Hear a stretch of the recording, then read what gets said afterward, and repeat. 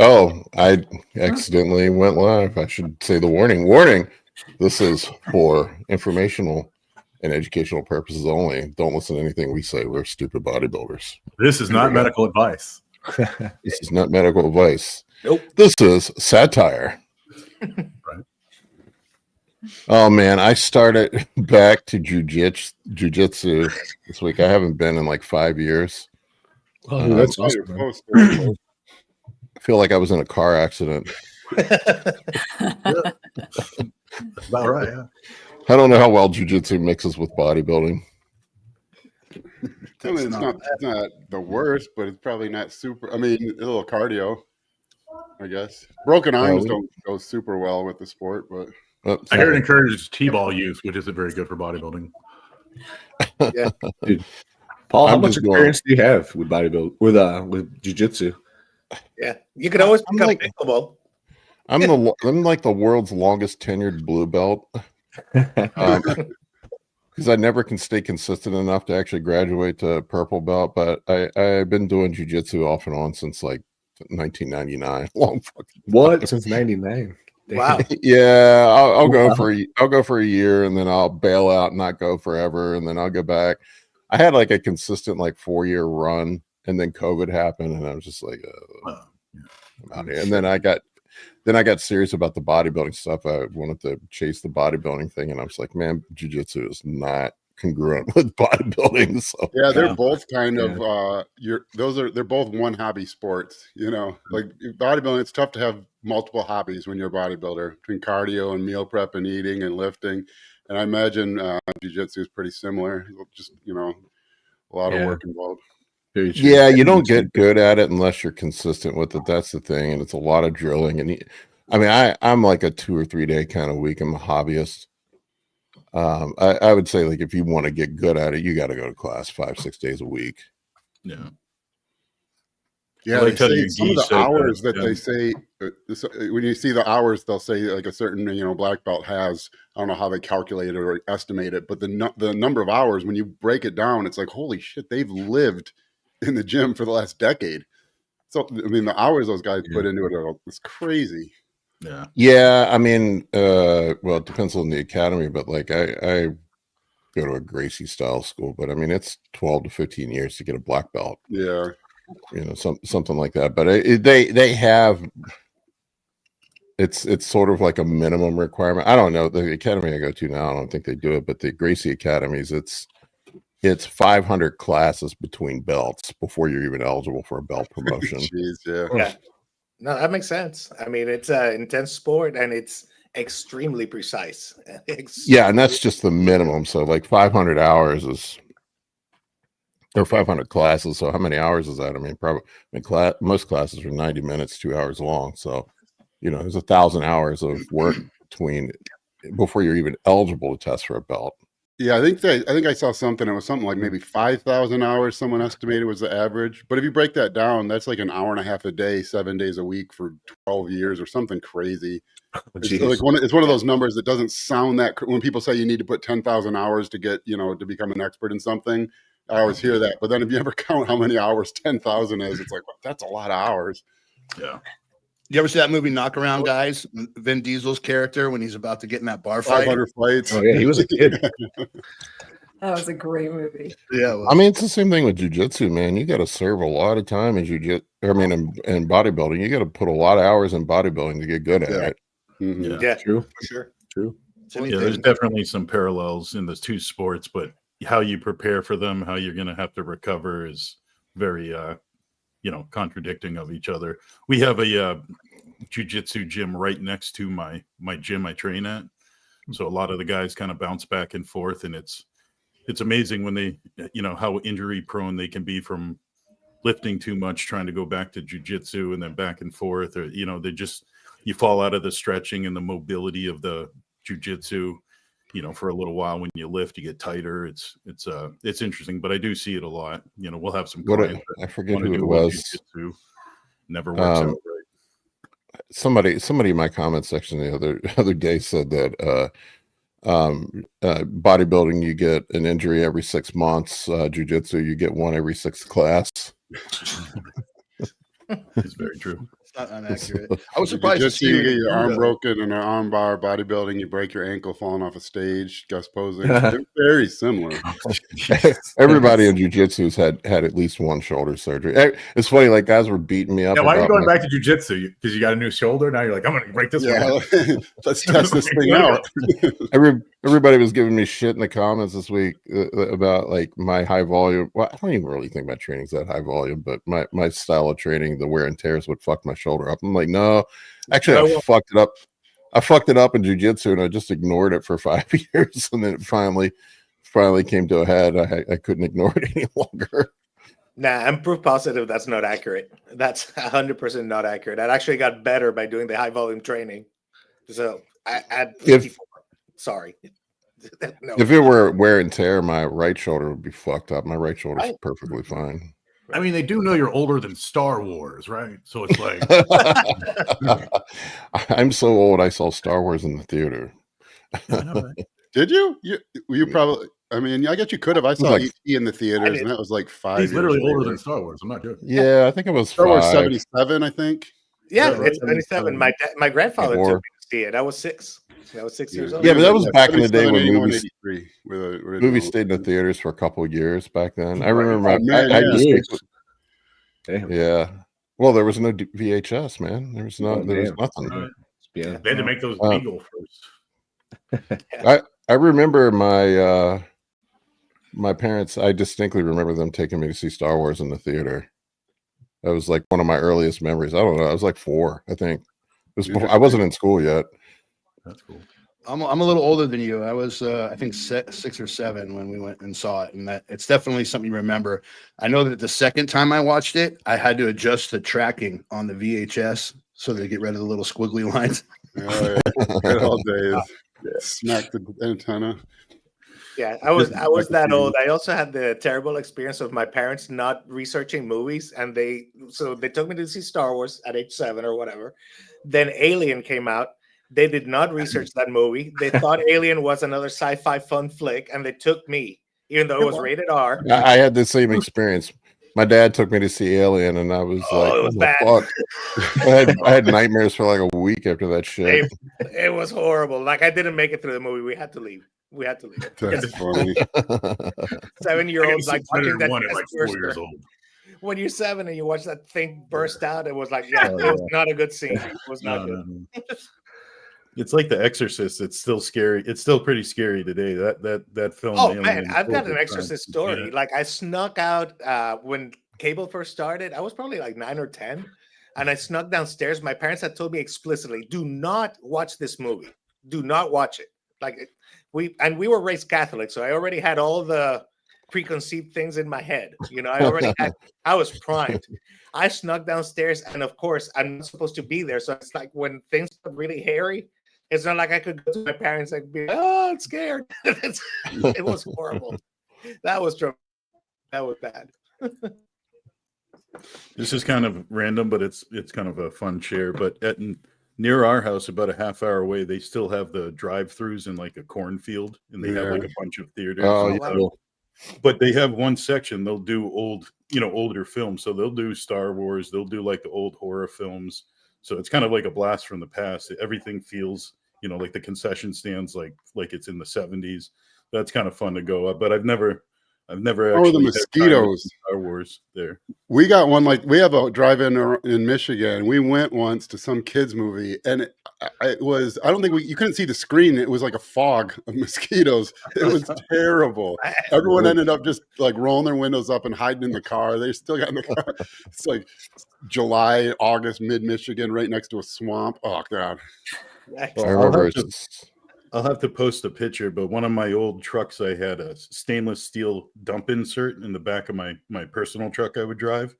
So we would just hose it out, and I had an old futon mattress, and it would go, and it'd be high enough that I had my own walls. I had my own private little spot, and we'd just make a bed and watch the TV, and it was beautiful. It worked out. That's exactly what we did when I was growing up. I remember that was my first experience seeing Indiana Jones. My redneck dad driving us to the drive-in theater, and we backed the pickup truck in and had a mattress in the back of it and laid in there and watched awesome. Indiana Jones at the drive-in. I think Even the when my only kids were little, that was like a cheap date night with them. It's just to throw a mattress in the back of the truck and take them to the drive-through with a or drive-in with a pizza and watch whatever movie was out. That's the back of the truck stuff doesn't happen anymore as like it used to. When I was a kid, we used to surf in the back. I remember going to Detroit Pistons games, driving down to Detroit. Me and my buddy be total. We had my dad had like little like deck chair type things bolted in the back. Even everyone did, like in a small town. You go to a Little League game, and after the game, you go to the ice cream stand, and everyone jump in the back of someone's truck. But you never see that anymore, ever. Oh, yeah. Fun I fact: think about- Oregon is still legal to ride in the back of a truck without any. Where? In Oregon, it's still legal to ride in the back of a truck. Good old days. I think about the shit I did when I was a kid. It's like, how the fuck am I alive, man? Oh, like man. riding in the back of the pickup truck. I was riding a 250cc two-stroke dirt bike when I was 12 years old. You can tolerate some pain as a kid. No helmet. The pain tolerance you have as a kid when you're afraid you're going to get in trouble is like shockingly high. Oh, I remember my buddy wiping had a out. little four-wheeler that we were driving around the neighborhood before school, before the bus came, and something was on the side or something. So he tilted his head like that, and we drifted to the side, probably going, I mean, not flying, but at least 20, 25 miles an hour into a mailbox. Head level for both of us. Ripped his helmet off, sliced his neck all the way up to the front. Knocked me back off. I'm laying on the ground. Luckily, I got hit by his soft body. He got hit by me and the mailbox. Ripped his neck all off. Made up some excuse. He goes to school with a bleeding neck, and it's like, as a kid, your fear of getting in trouble is so much worse than the pain. You can tolerate anything. I had the same experience, man. I got in a bad motorcycle accident when I was like 12, 13. I don't remember what it was. I fucked myself up bad, and I remember hobbling back home and I didn't want to tell my mom what happened because I knew she would never let me ride a motorcycle again. It's like, oh, me and my friends were playing backyard football. And then she was like, never. And she was like, you're not playing football again. That's why I got into medicine. I had two brothers, and I grew up in a mountain town, and I was like the group medic. Like if ever anybody was hurt, they would bring them to me. Like how many times, like in the middle of the night, like I would be awoken by like I'd hear the voice like, "Is she awake?" And then I'm like, "Oh my gosh!" And that'd be one of their buddies who had like crashed a dirt bike or like had some big accident. It was just like road rashed and like bloody, and yeah, it was always I was the one who's patching. That's like those mob movies. Yeah, they call some doctor at home in the middle of the night and make them fix them up in secret. Keep it off the record. We got to put Field Medic on your list of acronyms after your name. Field Medic. Like Mountain Medic. What's up, Kurt? What's up? What's up, Kurt? I was just going to quickly. You got to turn the heat on in your basement. You look like you're in the Arctic. I just came in from outside. I was going to ask, did your parents ever make you, I swear it's like a thing my dad must have done with his parents, but did they ever make you write what you did wrong like 1,000 times? Like, I will not play with matches. No, I used to have to write notes and give them to neighbors, and like if I did something, threw a snowball at someone, and have to like go and give it to the parents, my apology note. Oh God, that's the only reason I was a good kid. That was the worst thing in the world. Yeah. That's what my dad would do, because a spanking wasn't, after a certain while, it wasn't effective. Yeah, I'll take So that he'd over. make me write things, but then I started kind of figuring out how to do it quick. Instead of writing a sentence, I would just put the letter all the way down the page, the next letter all the way And down. then when you get a T, it's just a straight line. You get T. Da, da, da, da, da, da. This is why we didn't have cry rooms in our universities. Yeah. My dad's punishment for everything was forced labor. It's like, all right, you did something. You're splitting rocks. You're splitting logs. You're stacking hay. It was. It's like You can usually tell that by if someone knows how much work moving like topsoil is. If someone's like, I got to move 9 yards of topsoil this weekend, and someone just looks at you like, oh, have a good weekend, and you're like, yeah, you had a good dad. Someone was like, oh my God, 9 yards. Dude, that's like 36 hours of fucking wheelbarrow. Good luck.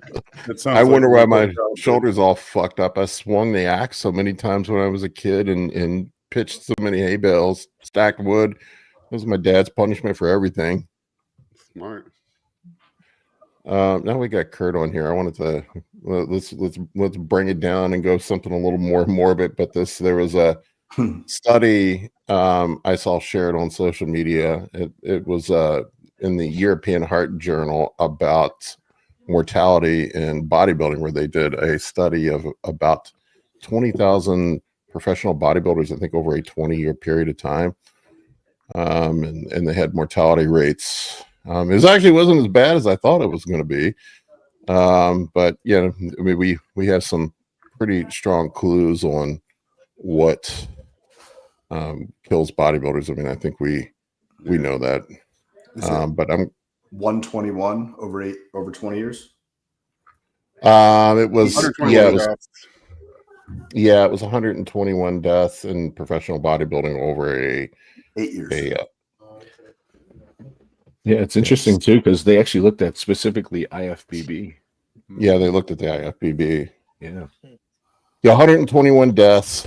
It was a pool of 20,286 male bodybuilders that were found. The number one cause was acute cardiovascular death, which is not a surprise, right?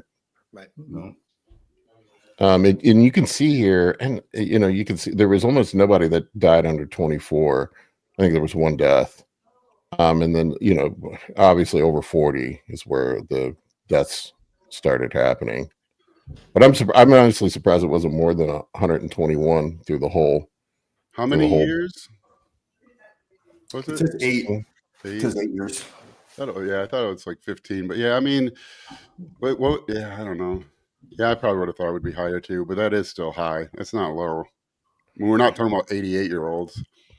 No, true.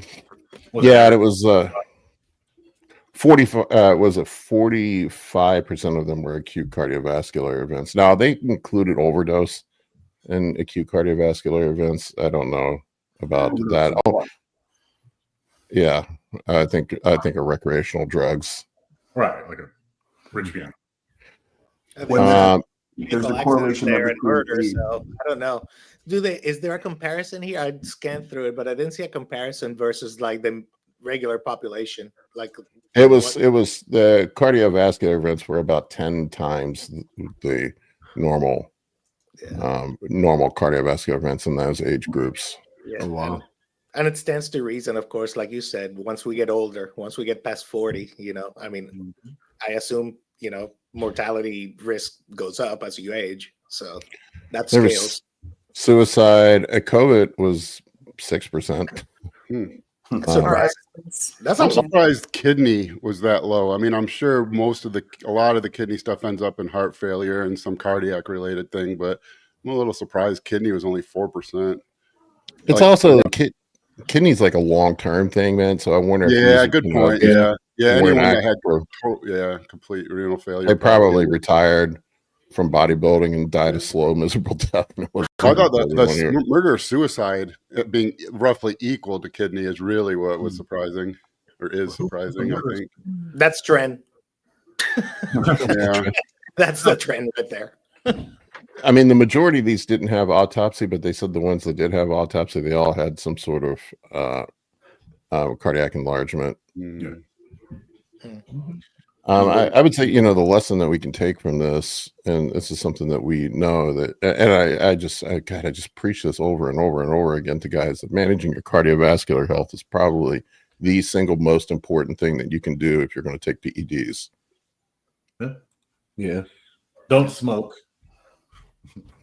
Yeah, don't smoke. Don't use recreational drugs. Be careful with it. Like, be really careful with that.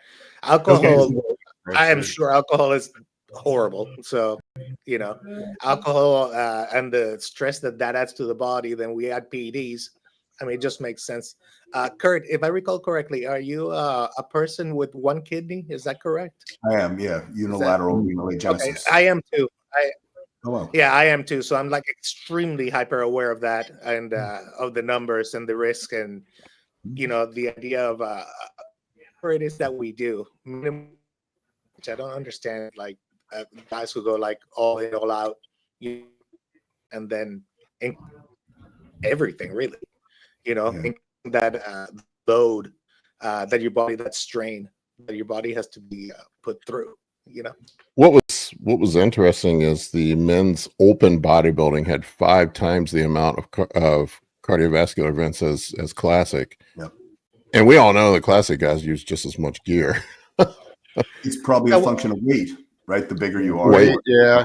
And age. also, Yeah. That's a correlation there too. So weight it is size a newer versus heart sport capacity? also. Sorry, Justin, what did you say? Well, it's a newer sport. I mean, I don't know. That's not like a direct, correlation, but it's with bodybuilding, you're going to have a lot of guys who've been, blasting gear specifically to be the largest bodybuilder possible for 25 years or more. 25 years ago, classic wasn't a thing. It's not that those guys weren't lifting or anything, but I would guess that probably played some level of role. Yeah, and I pulled the stats on it. Where was it? Yeah, 22% of the deaths occurred within several months of competition. That was interesting. Yeah. So that just goes to show you the strain of contest prep. Is that what you're thinking? Yeah, it just shows you how hard contest prep is on your body. I mean, look, we anecdotally we've seen it. Like a lot of the guys that have dropped going into shows. A lot of females, it seems like, around shows the last 5 years. It seems like almost. It seems like maybe I just notice it more with the female name, but it seems like right after a show that's been really common with females the last couple of years. Well, it seems like diuretic use and electrolyte imbalances with females. Yeah, and the problem with that is, because what you over diurese a 260-pound Mr. Olympia competitor, he looks like absolute shit. So like it ruins everything. You're less likely to do that. With the smaller females, they have less muscle mass, less fullness to worry about, and so as a coach, it's a lot easier to just throw diuretics at the problem and know they're going to be dry, and there's less risk of them looking worse because of it. And I think you get that a lot. I mean, I definitely, from the numbers I see from new clients, it seems like coaches are pushing diuretics harder with the female bodybuilders, or female in all divisions, than with the men. Well, I mean, I think that's a lot of that is that the standard for women has become so much more intense than it used to be. I mean, if you look at, the first Miss Olympia versus a bikini competitor at the Olympia level now, the conditioning of the bikini competitor nowadays is leaner. The muscle mass may be different, but the actual level of conditioning is leaner. So that push, it's like, I think it's just a little bit more. And they're getting, I mean, obviously both parties are manipulating hormones, but a hormonally normalized male in the wild is going to be something like 8 to 12% body fat, where a normal woman is going to be almost twice that, so they're going twice as deep past, a healthy body fat range to get to that level also.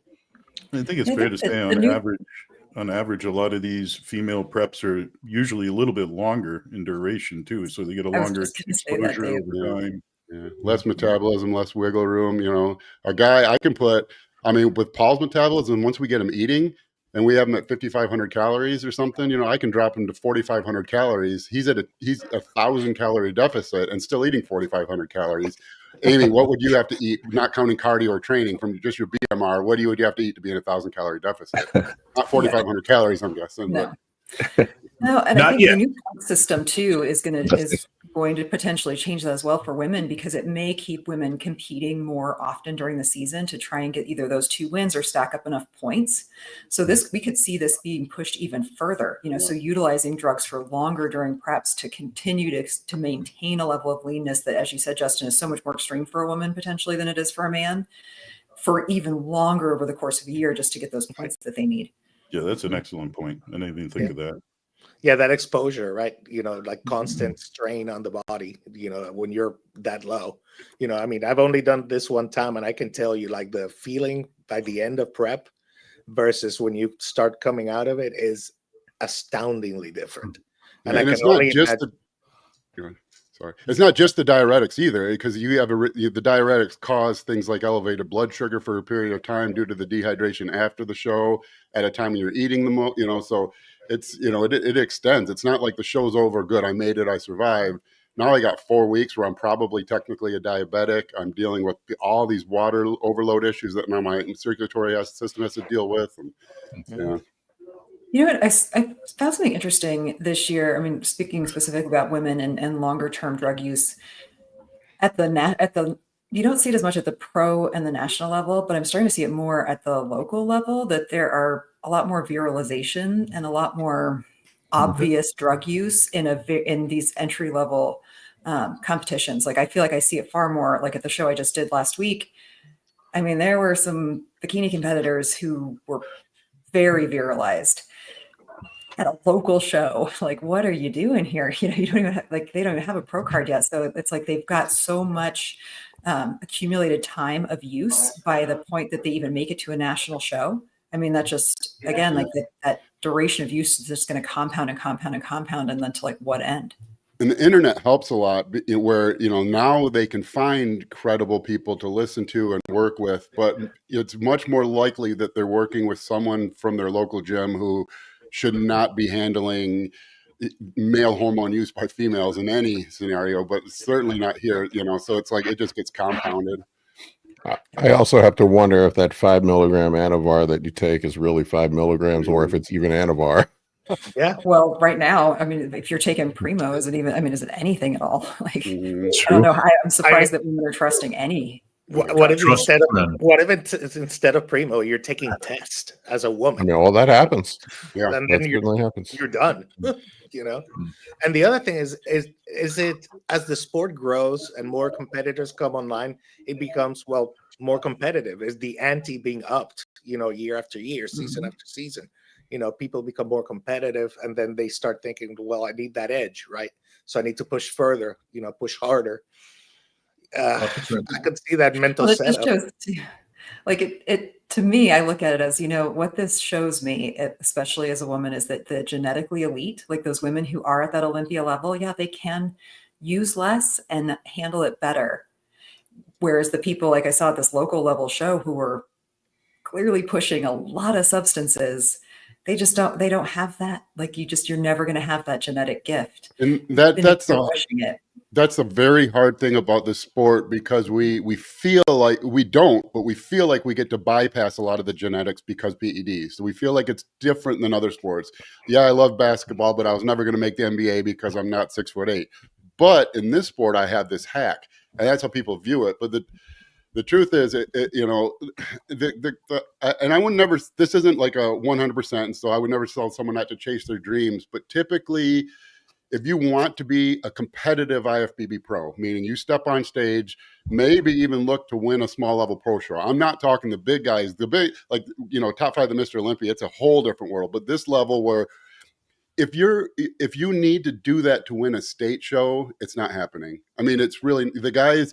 Even at the low level, the guys placing top 3 at the California, that they most likely walked through their state show on their way to the national, a national show pro qualifier on baby doses without knowing anything. The genetic aspect is just, it's not different. You go to a big time travel baseball team, 15U, 16U, something like that. You see the difference. Those guys are throwing 96 miles an hour, hitting 450, foot balls. It's no different. Those guys in our sport would also be taking PEDs. You don't get, and so I wouldn't tell anyone not to chase their dreams, but if you're using 3 grams of stuff and hoping to qualify for a pro qualifier, like I said, I won't tell you not to chase your dreams, but, take some time to assess where you're at with things and what your potential is. Mm-hmm. That's true. Having a realistic assessment of what you can and can't do. And sometimes that's brutal. It's a brutal fact that people don't want to face. They want to get to that next level. I get that. I understand the whole competitiveness. But at the same balance that with you have to risk mitigate. You only get one life, one body. You got to take care of it.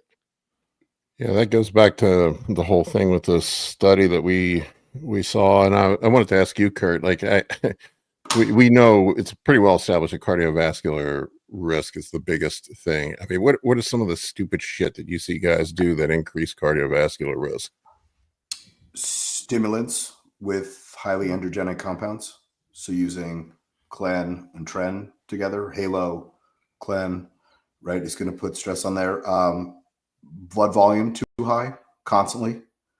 Right, red blood cell count on its own isn't necessarily a risk, but if it's super high all the time, it's going to put stress on the heart.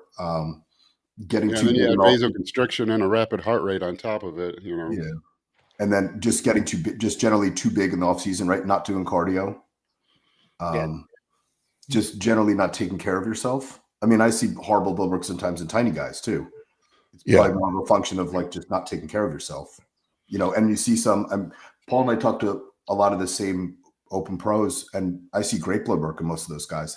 Again, that's probably genetic though, right? I see the worst side effects in the guys with the least ability to go far in bodybuilding, and the guys that have like Amy was saying, the people with the best genetics seem to also not get those side effects. Yeah. I see too. There's also sort of this bro mentality that you need to eat high fat foods and dump salt all over everything too, and exacerbating lipids and high blood pressure. Yeah. What's the deal with I was going to ask, what's the deal with that? It seems logical that the morning fasted cardio piece is something, it's a very easy practice that I don't understand why somebody would not want to do that, especially when you get bigger. The bigger you get. I feel assaulted right now. What? Sorry. I just want to back like up. My wife will tell you, I'm religious about it. I will wake up in the morning and just do it just to get it done, just because I want to live. But anyway, from a metabolic point of view, though, and from a fat loss point of view, doing it fasted is not necessarily better than just doing cardio. Like I get it, and I do fasted cardio. Well, the only time I do it, the substrate used doesn't necessarily dictate the substrate lost, right? But if you do fasted cardio with a blood sugar of 70, you have about 5 grams of sugar in your body.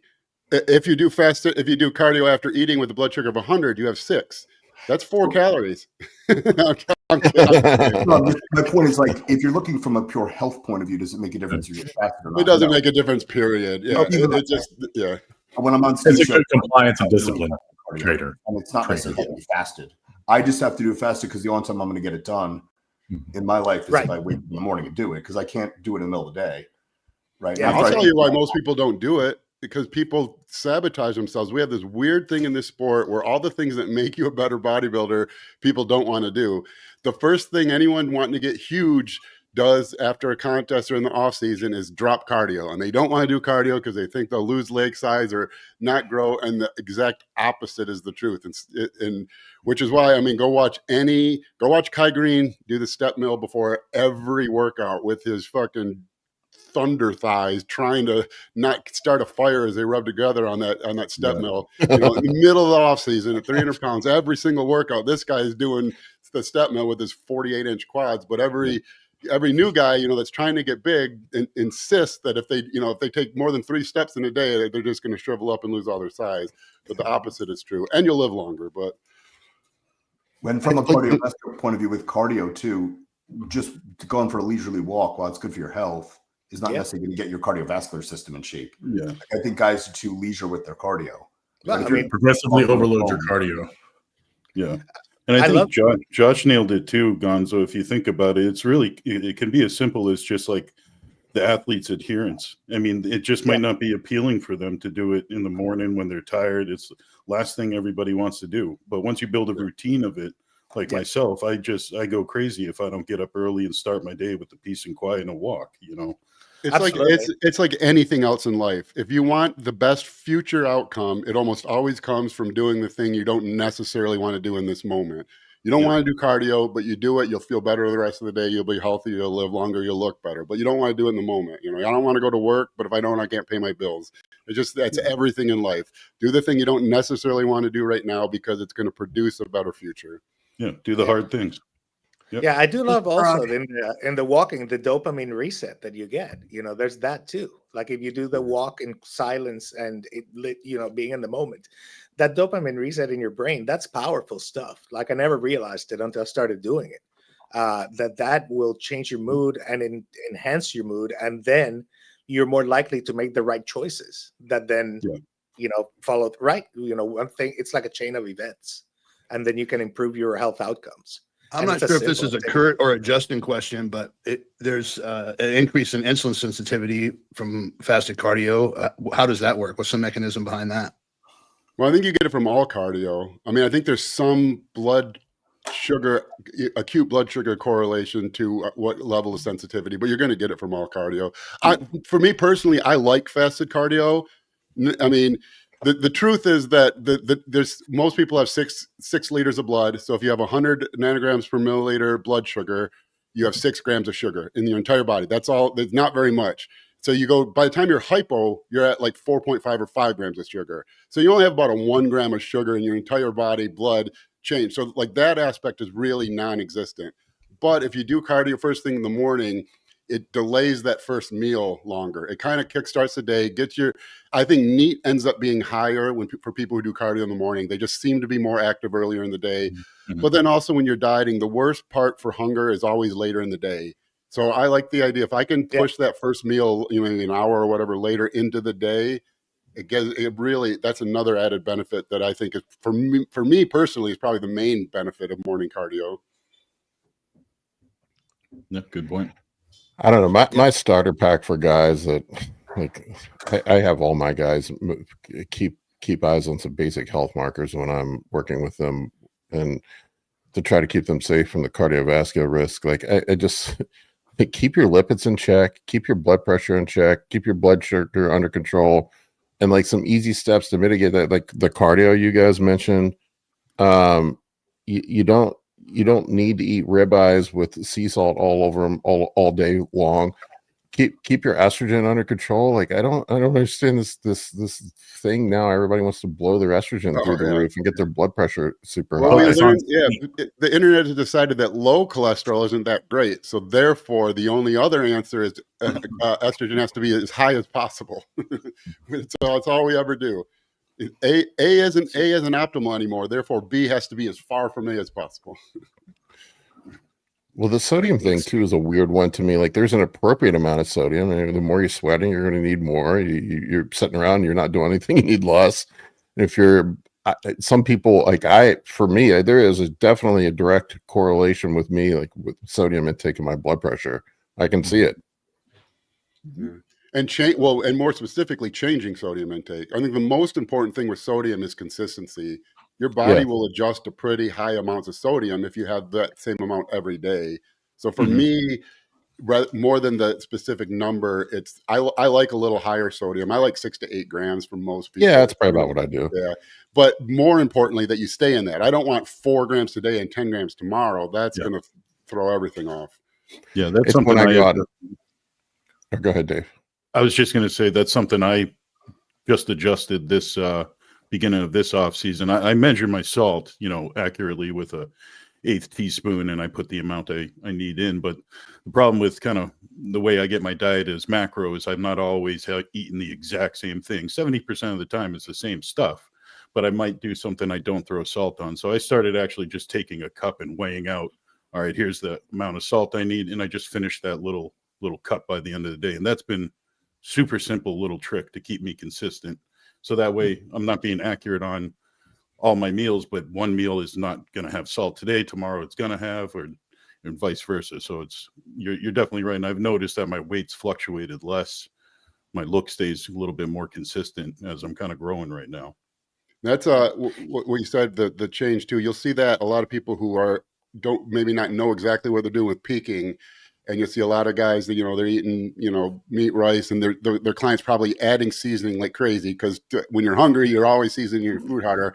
And then they go into the carb up. And as soon as you switch to carbs, you're already probably at a lower, the meat's generally what gets the most seasoning. Rice gets seasoning and stuff, but potatoes, not quite as much. And then also potatoes are very high in potassium, and then oatmeal again.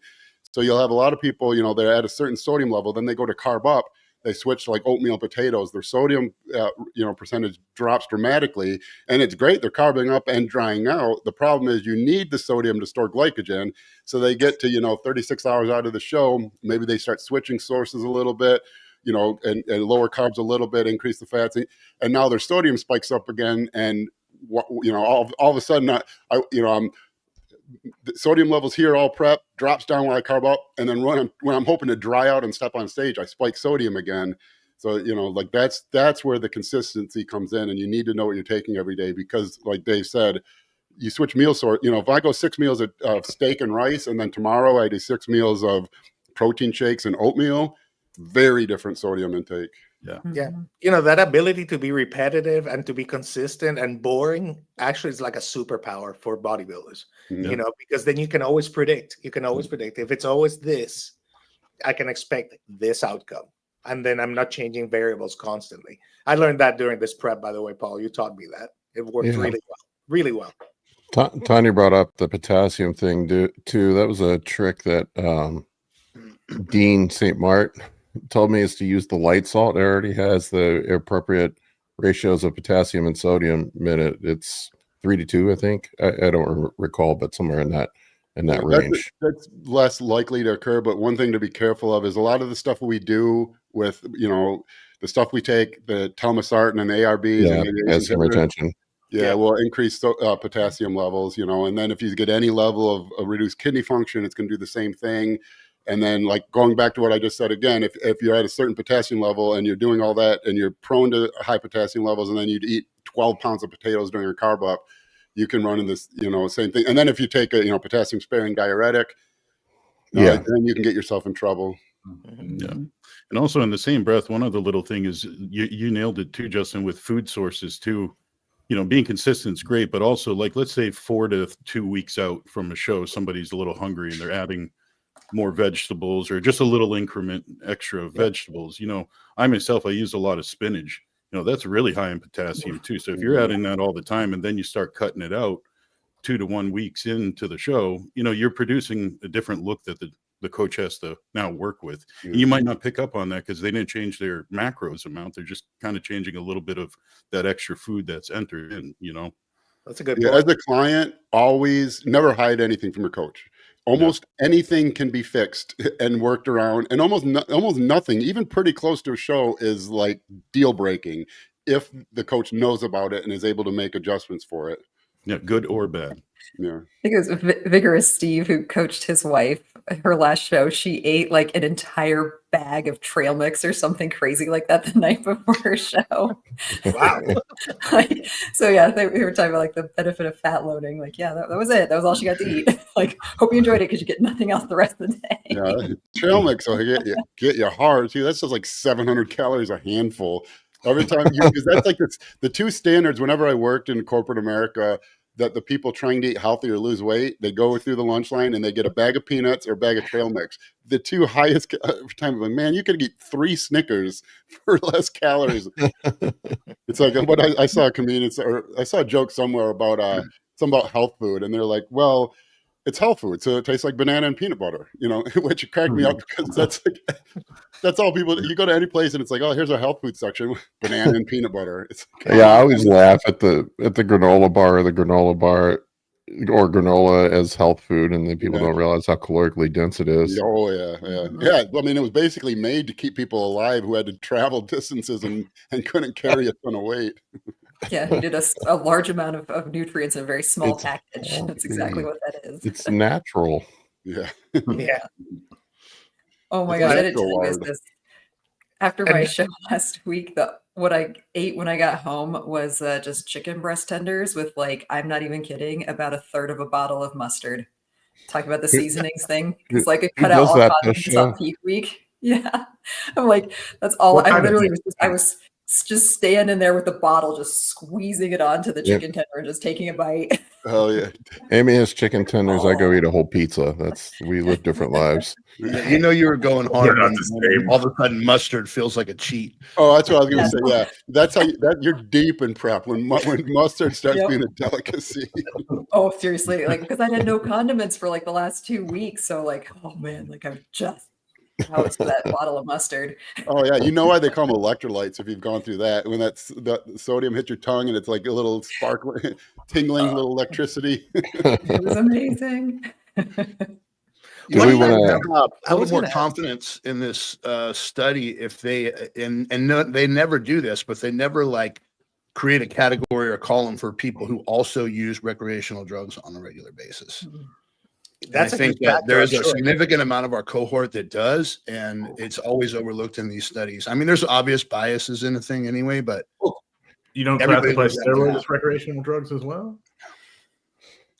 Well, I don't take them for fun. I mean, a lot of them are fun. Like my thought is kind of like what I think it was Kurt who mentioned it, like, stimulants, so the people take like recreational stimulants, like, I don't know, speed, cocaine, meth, whatever it is, on top of Clen, on top of Tren, on top of I mean, your heart's gonna explode at some point, right? I mean, wouldn't it? It's just added stress. You're adding That's stress to it, and you're not letting your Mike body Mincer, rest. the Mike Mincer pre-workout, meth, deca, and espresso. Yes, there you go. I mean, Metrics. You got to have the metrics drink too. the Hardbuster Express. Hey, I was Mr. wasn't on a heart safe protocol. No. He was on the Hey, list. speaking one kind of sidebar, we were talking about the condiments and prep and all that. What do you guys think of all of these modern like 0-calorie sauces like Mrs. Taste and stuff like that? What are your thoughts all on that? for Because I have not done a Franken dive food. into that. Is that bad for you? Is that good for you? Well, Is it define irrelevant? bad. If Is if it doesn't have calories, it's going to have no impact on like caloric body composition, body fat, muscle mass, glycogen storage. It'll have Okay. sodium and electrolytes, and it'll affect that. But no, I mean, but bad for you is a hard thing. I'm sure there's ingredients that aren't necessarily most conducive to the longest life possible. So I don't, if bad means long-term body composition in terms of muscle mass and body fat levels, no, it's not going to affect anything.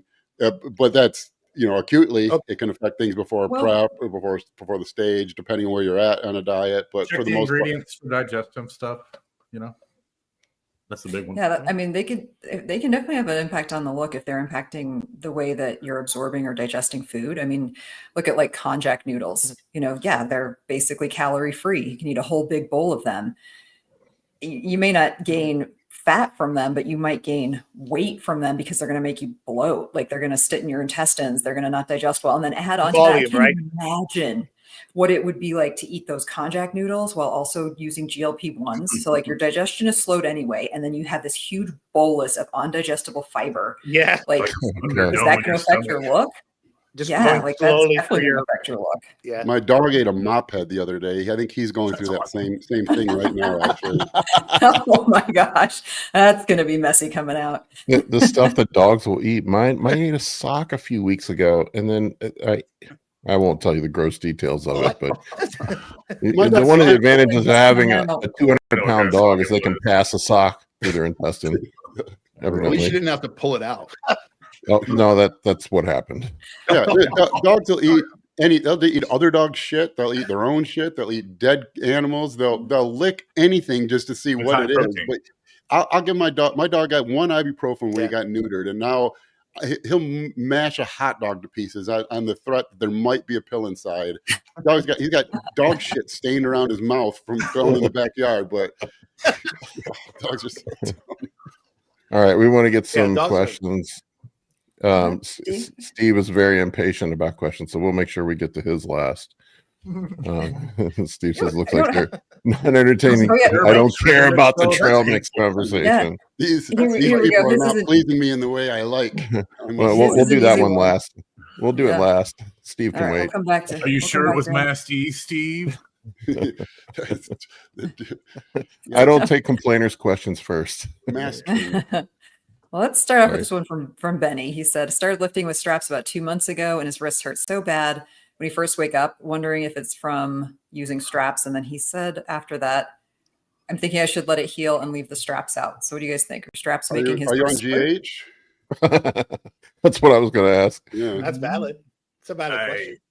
I'm a big fan And of also, straps. what's the because if you're using straps, it's tension, so it's going to be where my it's going to be these tendons here are going to if you remove the strap, those tendons are going to take an extra load. If it's compression pain like benching, I mean that you're going to that the straps aren't going to affect that. So really, it would depend on what type of pain and what's causing it.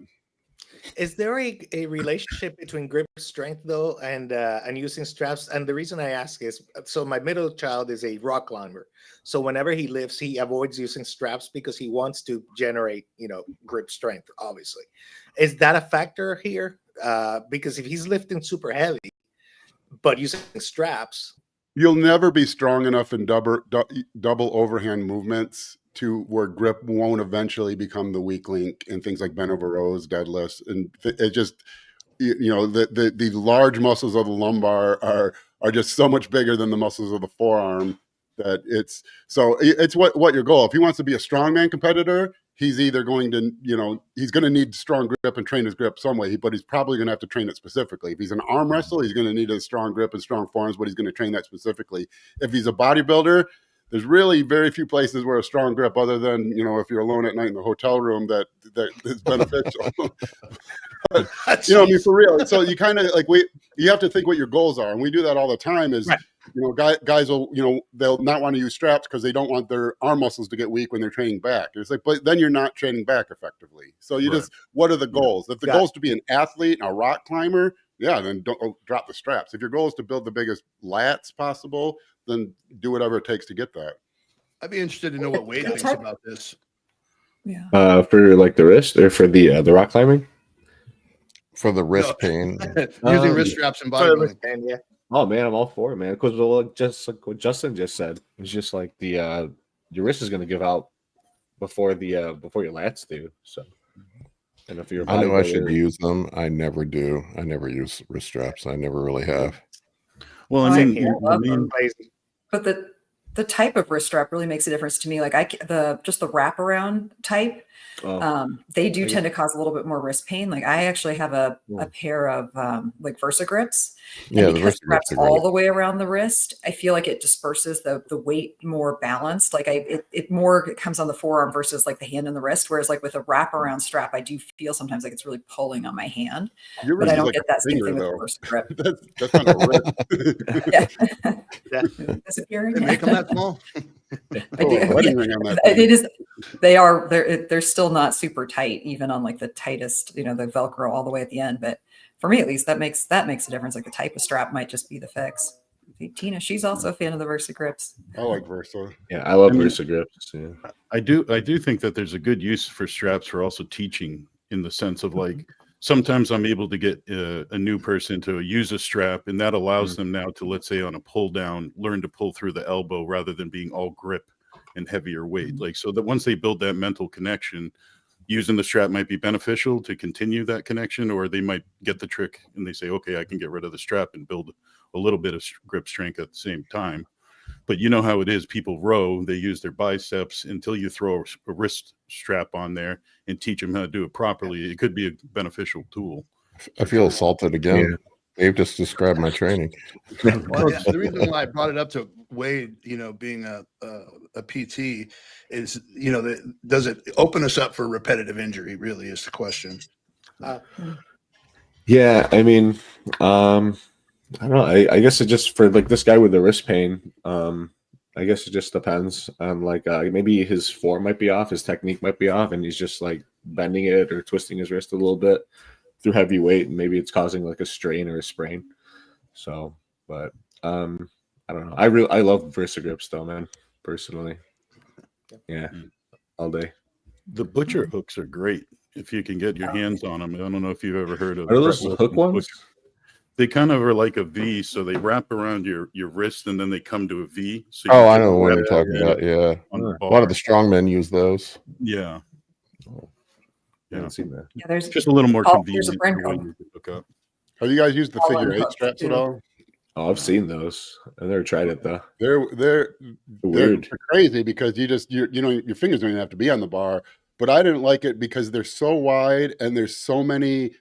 You end up with like twice as many pressure points on where it was on deadlifts. You'd be all excited and kind of fired up for your set. And I found I'd have to put at least as much emphasis into making sure my hands were even, because I think they were even, but where the strap would like kind of stretch out over my hand on each side, I'd be 3 inches off on one way or the other, and one side would be like 70 pounds heavier. I don't know how those those strongman guys were doing 1,100 pounds and stuff. They seem like I guess practice, you get better at it, but I always felt like it was difficult for me to get really evenly spaced because my hands would be, but the strap just had too many little, interaction points. Yeah, I agree with all of that. All right, ready for the next one? What do we got up next? Yep.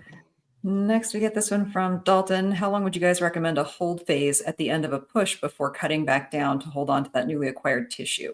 And then we actually had someone say same question, but in the opposite, how long after a cut? So coming in and going out, how long do you hold in between? I like to do a 6 to 8 week kind of cruise hold phase post bulk phase. kind of let things settle in, let blood work settle down before shifting into a contest prep or a cut.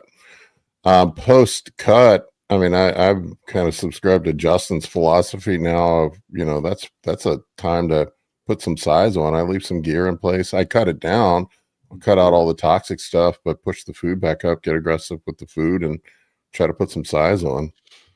I think I don't know if this guy is a new guy or young guy, but that's who I'm speaking to. I think that the new people in the sport, like when I came up in the sport, it was there. It was only the magazine, so it was much harder to get information. But it was basically off season for 5-6 years until you decided to do your first show, and that's when you cut for the first time. I'm not saying that's optimal by any means, but it seems like guys are always looking for, when should I switch? When should I change course? And things take a long time to make progress in the sport. Adding muscle is a very slow process. Even burning fat at its fastest, you're looking at maybe 2 pounds a week consistently. So you should always be extending the timeline you do things. Really, when I see guys who talking like their third cut, and you ask them how long they've been training, and it's like 18 months, and it's like, how have you even made progress? You can't. There's no time. I like, but you can divide the year up pretty evenly, and it works perfectly all the way up basically until you turn pro. Because once you get to the national level, and you're doing pro qualifiers. There's basically a season each year where you can do your shows. You do one long off season for like 16 to 20 weeks. Then you cruise for 4 to 8 weeks. Then you do a diet or a cut or a prep 12 to 16 weeks. Then like a 4 to 6 week rebound post show period. Another 4 to 8 week cruise, and repeat. And that basically gives you one off season push each year, one diet to restore insulin sensitivity, get body fat down, and 2 cruises a year. And from everything I can find, that seems to put you about the maximum amount of time spent growing, the maximum amount of time spent getting healthy without negatively affecting your rate of growth. And then every year you diet down to a low body fat and reset everything. Yep, that's exactly what I do. Yep. That's what I'll be doing. Awesome. All right, next question. All right, from Zionic. Justin, when do you think is the best time to bring in suppressor max during a push phase? Right at the start. I mean, it improves insulin sensitivity. So it's not insulin. You take insulin and 30 minutes later it's doing something. This is improving the tissue's ability to accept the insulin. So you want it all the time, and most specifically right at the start. What I do, I just keep it simple. It's just a habit now. I have the suppressor. I have like 6 of them laid around in the house wherever I usually eat meals. I take 1 capsule with every meal. Technically the dose is 7 a day. I usually eat 6 meals, so I build up like 6 or 7 capsules over the week, and I just load those around workouts on high days. And there's no reason why you wouldn't do that in a bolus, right? Like just take it all in the morning and. You can, yeah. I mean, that's why we did the sodium cap rate. So if you can, I should post. Actually, if you go to troponensupplements.com and the Suppressor Max product page, there are some research articles at the bottom. I tried to post research articles as much as I could with our stuff that shows with berberine with sodium cap rate. If you go hour 4, our blood berberine levels are higher than berberine is alone at hour 2. So twice as long for the action, it's still acting stronger than it was half as long with the berberine. So it really is the only like true once a day berberine product, Suppressor Max. But for me, it's just so easy. Where's my bottle right over here, somewhere over here. They're just sitting right here. I grab one, take a pill when I eat, and I don't like taking, because I get reflux if I take 7 pills at once. Justin, quick question for let's say a smaller woman, would you still recommend 7 caps a day, or would you actually kind of dose that down? I probably would, but not for any reason other than I try to stick to the science, and typically the research I'll use is like a stock standard berberine level, and so that's kind of what we did. I don't know what happens when you drop that dose down into 75% or 50% of the research tested levels. So I don't want to tell women that, hey, you can take half as much and still get the benefit, because I don't have data to support that. I would suspect they don't need as much, but I don't know. Yeah. I've noticed with the berberine, I had to drop it, dude. It fucks my stomach up bad. Anybody else get that? The berberine alone or berberine with sodium cap rate? I've tried both, man. I just berberine's harsh. That's partly why I like 1 capsule at a time. And is it antimicrobial? Doesn't it have an effect on It the? absolutely does. Yeah. And then that's why I caution people, I mean, unless you really need it, to continue to take just straight berberine for extended periods of time, like, is maybe not a great idea, especially for your gut health, especially if you're dealing with any type of gut dysfunction. Yeah. So the one with the sodium caprate in it is gentler on the stomach. Well, it's different because it is gentler, but it's got different issues because it increases the permeability at the small intestine. So there's other things have a higher permeability also. Generally, you want better absorption, but it doesn't guarantee only good effects. So yeah, it should be milder on the stomach, but as far as like the total GI tract, it's better in some areas, but it's got other areas where it's doing things differently. Okay. I was just curious because it just absolutely. I have a super sensitive stomach. My stomach is just doesn't. It's not happy half the time. But I've heard the same thing from other clients. It seems to be one thing that messes some people up. Yeah, especially that's partly why I don't do it all at once. It's really because of the reflux. But I can't take a bunch of pills at once anymore. But I would imagine taking a bunch of berberine at once is worse than taking small amounts spread out, also. Another one I see cause people problems is NAC. Mm-hmm. NAC, if you keep on that for a while, it tends to fuck your stomach up. I never even knew this because I've taken zinc off and on my whole life. But apparently a lot of people, if they take zinc on an empty stomach, get very nauseous. I just realized that's the whole thing. But yeah, does it? Zinc is like battery acid for me. I don't know why that is. It's the one. Yeah, I never knew that. Yeah, I just started having clients that started complaining about it. Yeah. I didn't know about the NAC being like bad to take for over like a long period of time. What's up with that? Yeah, NAC. I didn't know that either, to be honest. Yeah. There's with NAC. I know it. It's I'm trying to remember. I went down this rabbit hole. It's right. It's cysteine stores right to fill up, and after a while, and like it doesn't. Kurt, you would know. And then after a while, it just becomes ineffective. And I think it also has an antimicrobial effect on the gut as well. I tell people to use it just when it's needed. It shouldn't be like a continuous. It should just be a prescription drug. It's a precursor to glutathione. Yeah. Well, we had to go through a bunch of additional approval processes. We almost couldn't put NAC in. I don't know if they've changed what they were doing with that, but when we were, this is 4 years ago now, we went through a lot of hoops to get NAC, and it was the manufacturers were acting like it was going to be a prescription product, but I guess nothing ever came of that because nothing ever came of that. We don't have to do any additional stuff with it anymore. I think during COVID they debated changing it. So it is one of the supplements though that can definitely give people heartburn. I've found when I have someone who's struggling with like reflux or heartburn and they're taking NAC at night, I'll usually have them switch it to the morning if they are going to continue taking it, or just take it out and see if that fixes it. And it usually does. So here's what I found. It's called Mucomist. It used to be a medication. Now it's not as prescribed. But here's what I found on NAC. They said NAC contains sulfur, which can irritate the gut. So it irritates the stomach, stimulates acid production, produces gas, and disrupts gut motility. NAC also reduces mucus production. Isn't it a bleeding issue also?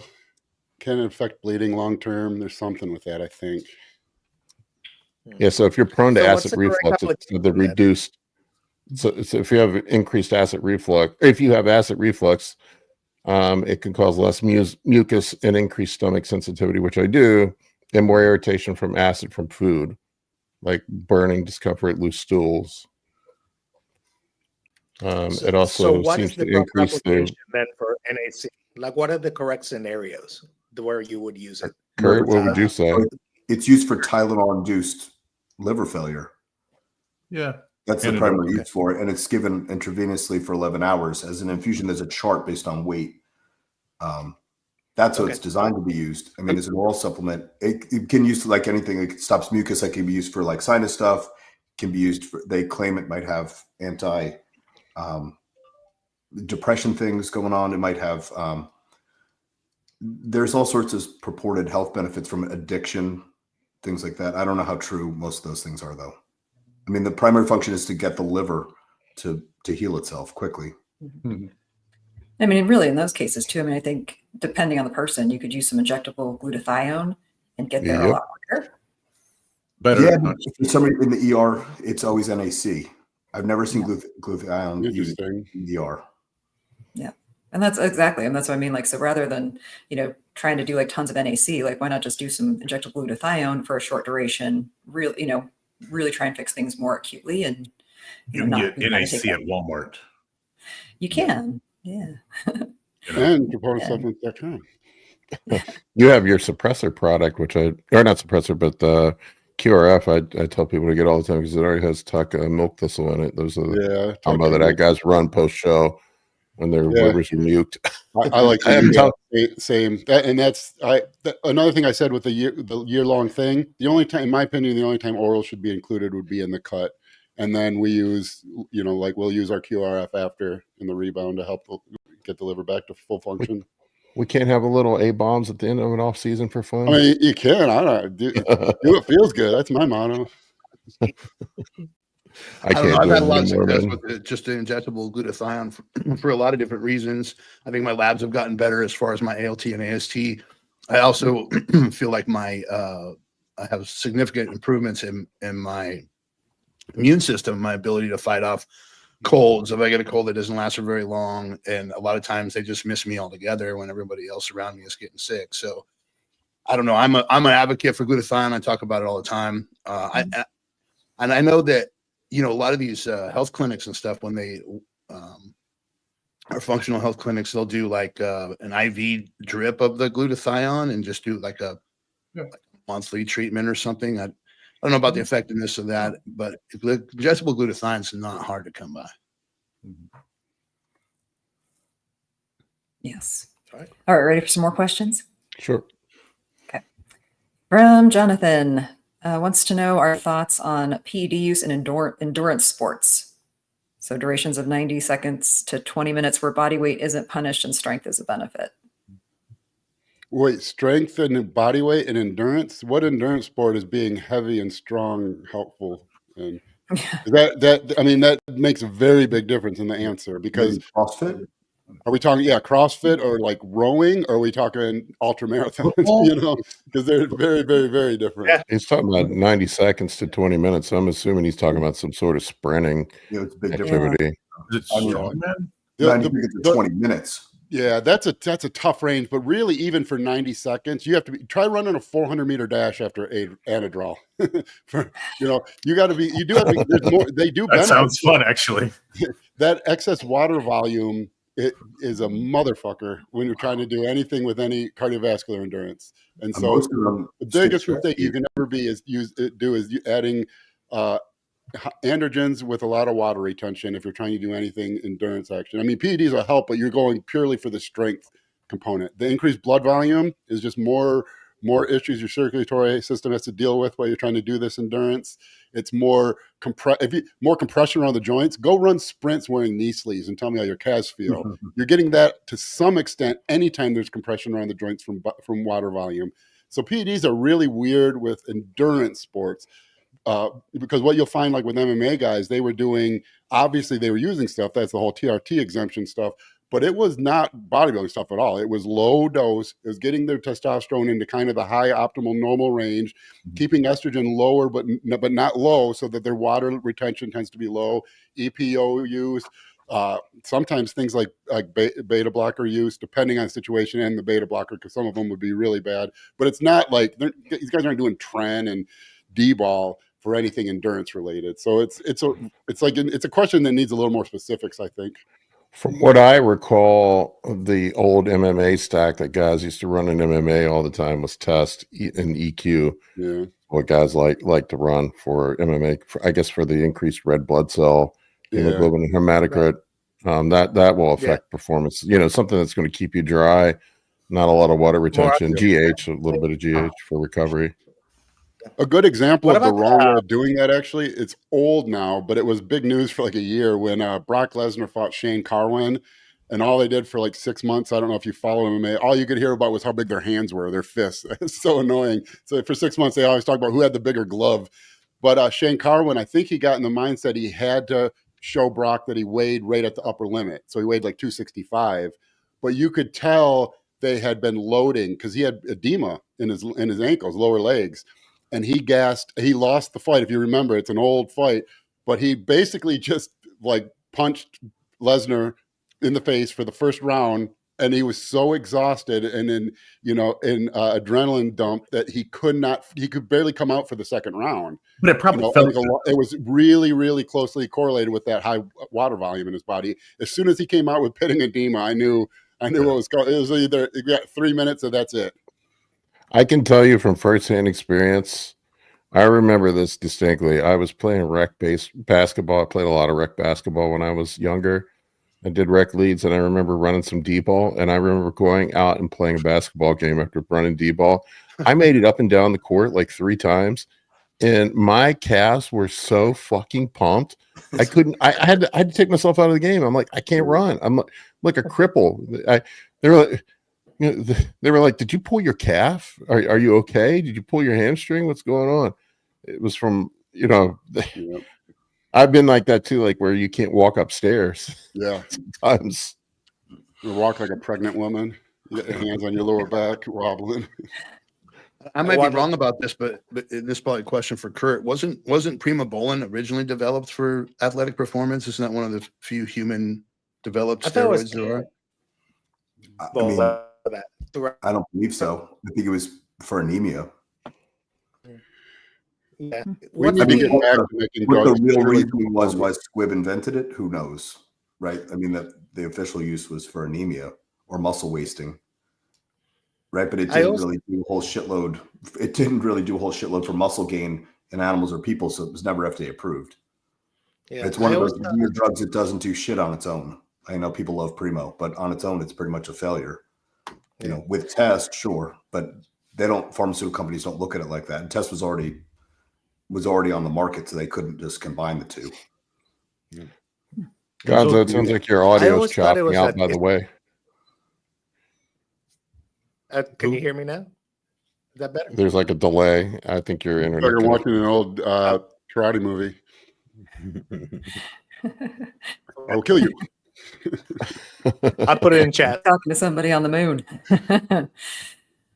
All right. So from Gamboni Law, he wants to know, for those hosting or going to Thanksgiving, any thoughts on bringing healthier options to share? Do you tell them it's healthier or just have it blend in? Okay, can I rant on this, please? As a nutritional rant away. This makes me insane when people think they need to tell someone they're eating healthy. Like, who cares? Like, food is healthy. Like, good food is good for you. Like, I don't care what is in your green bean casserole. If I'm bringing food, I'm not going to be like, oh, my food is more pious than your food because it's healthy. Like, absolutely not. Like, what I do when I go to a big event like that, where I might not be able to find healthy options, healthy in my mind, I bring something that I know I can eat, and I'm going to eat that. And I don't care if anybody else eats it. Like, I bring it to share. It's good, healthy, nutritious food. But if a brownie is what you want, like, there's nothing wrong with eating that brownie either. And to try and like moralize your food as being healthier than the other food that's there, oh, bad. How will I know I'm better than all my family? If exactly. Do you do CrossFit? Are you vegan? Did you eat a stick of butter for breakfast, Justin? I put it in my coffee. In my experience, Amy comes stocked with cookies. Yes, I do, and they are delicious, and they're nutritious, and they are not, like, you should eat them because they're made with love. You want to be friends with a female competitor because they make the best food, in my experience. Oh, heck yeah. Like, my food is incredible. And like, that's why I don't like going out for like a free meal, because it's going to be disappointing. And it's not going to be as good as what I made. Yeah. I think you'd be surprised, Justin. I'm pretty good with my prep food and my healthy foods. I was going to say that's a meme. Like dads will spend 4 hours making the most bomb meal you ever ate, and then disappear for 6 months and never make another meal or something like that. It's true. That's me. Yeah, my dad made spaghetti. Did you guys have thoughts on this that weren't It's the greatest thing I ever ate, but that was it. It's turkey and potatoes, man. I mean, how bad is Thanksgiving really? It's all the pie and cream sauce and stuff that if you just dodge that stuff, and you're going to do just fine on Thanksgiving.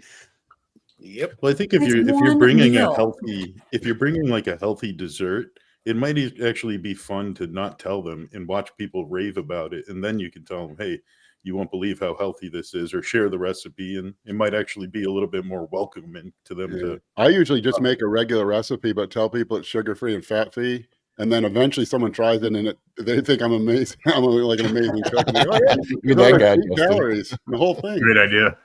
Or they're just being polite. Great. Yeah. Can't throw up in the bathroom. Yeah. I don't know. I just tell people just eat something. I mean, whatever. It's one day. It's one At meal. some point, you Just got to live eat. your life and spend time with your family. I mean, I at the wouldn't end say of it, we all have the same thought on our deathbed.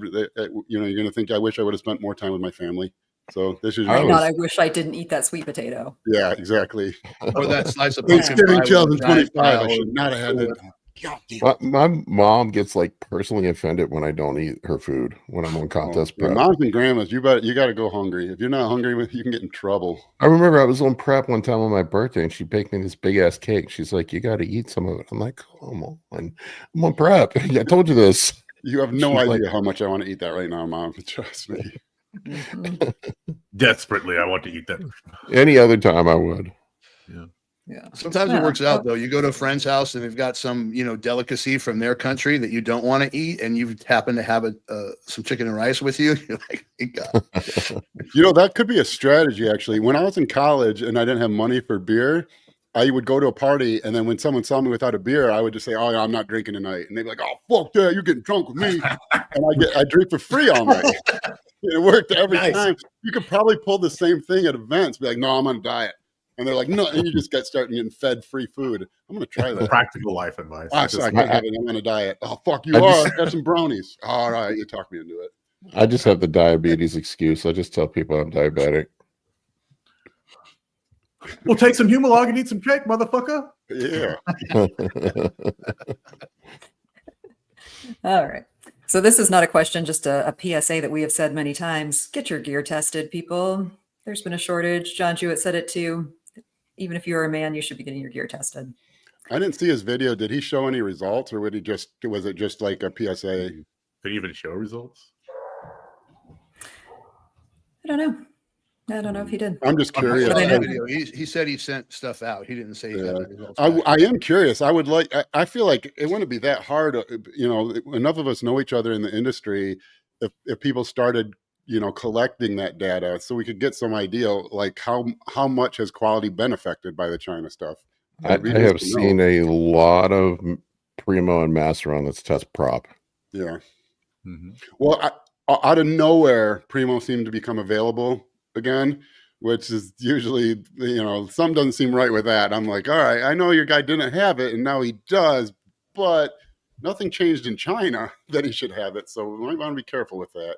Well, you go to the black or dark web site review sites, right? Does that make sense? Mhm. Where they review all the different black market sources, and they won't let you post negative test results that speak against a vendor. I know because I'm dealing with this right now. It's like they're not. I don't know how much they pay those guys to be on those forums, but they're not real interested in exposing anybody who might be distributing fake gear. I lost faith in those and all that with British Dragon. If anyone remembers British Dragon, I think Yeah, I remember that whole 2005-ish. fiasco. Yeah, and they were very obviously fake completely for a long period of time, and the boards covered for them and every board. Yeah, but that was the early 2000s. I remember all that. My next contest prep, I'm getting all my gear ahead of time and having everything tested and knowing it's legit. I'm not making that mistake again ever. I had quite a few people on prep this year that had fake Master on. So I had one guy had Deca. yeah, that sucks. Ooh, that's so. Yeah, What's it the wasn't swap good. out now that Mass and Primo are done? You just go to EQ and then I mean, what else can you do? Yeah, it's AI. about- basically. Well, that was me. I don't mind you using my name. I wasn't even thinking about you, so maybe I had two then. Yeah. Are there any like semi-reliable like at-home tests, or is everything should be like shipped to like Janoschik or something? Those at home tests, man, I can never fucking tell if it's brown or if it's red or Yeah, I if it's know. gray or it's Oh, purple. I yeah. don't know. Plus, Yeah, they they're don't just tell you the starting. dosing. Like you could have, Yeah, it just tests true. for presence of a drug. It could be true. 20 milligrams of Primo, Mm-hmm. or it could be Well, contaminated with Janoschik goes something pretty else easy. and it might actually be Primo. I've seen that too. Yeah, you're just not getting those deep results you're looking for, with the Yeah. at-home test. You're getting a green light or a red light kind of response, and that's not painting the whole picture of what you're putting in That yourself. interview that Scott McNally had with Peter Pekic, is that his name? The guy from Janoschik. It was pretty pretty interesting. They don't. It was cool how they do blind testing. He doesn't want people to tell them what it is, and so he doesn't know what it's supposed to be. He just tells you what the results are. So they do blind testing to keep some integrity. That's smart. I like that. Yeah. So he said, I will say, because he was asking if there was a lot of fake primo this year, and he's like, what I can tell you is I've seen a lot of mass prop. He goes, I don't know if it was supposed to be primo or not. He also said that a lot of the UGL sent him raws, and he saw a lot of raws that were incorrect, that were test prop as well. Damn. There's a lot of room for, because when you get when the UGLs get a bag of test prop, it doesn't say test prop. It'll say like creatine. They're all not labeled correctly from China, and then hopefully there's some kind of encoding system where they know that if you got creatine, it's really this. And there's just so many levels to get it messed up. If you're a high level athlete and you can find available testing, at the way things are right now, you should. I speculate that some of the guys that came in underweight at the Olympia this year, there were a few guys that were a lot smaller, that there may have been some interesting. I wonder. Are you talking about someone who, because some of those guys are not small after the Olympia? If I don't know if we're talking about the same people or not, but possibly. All right, what do we got up next? All right, we've made it to Steven's question. All right, Steven, you were put in the corner and told you're a bad boy. Put him in timeout. We've taken you out of timeout now. I don't know if he's still listening or not. I didn't see him in the comment section, so your question will be answered now. You want to answer it? Go ahead. Yeah, I'll ask it. How long does Mass D stay in your system after finishing a cycle? Go, Kurt. Most likely 4 to 5 weeks. So the ester itself doesn't always dictate how long it stays in the body. The parent chemical also has something, and so does the metabolism of the drug. So like test E will be detectable for 3 months, where Primo E is detectable for like 4 weeks. So Mastron E, based on its structure, is probably 4 to 5 weeks in the body. Awesome. Gotcha. All right. You can do it's active for 4 to 5 weeks. That means it's gone that many, until it's fully gone. There's half-life calculators on the internet too. Just Google half-life calculator. It'll only be the based on the ester though. Yeah. Yeah. All right. We won't linger on that one too long. That's Paul, like the guy busting our balls the other day on Instagram about oh yeah, I don't want to mention any names. Well, but it was like cite studies. So understanding chemistry isn't looking at PubMed. Right? Like you go to school and you take classes so you can understand to look at something. It's not about like Googling shit on PubMed and figuring out where the answer is. The answer is not there. Right?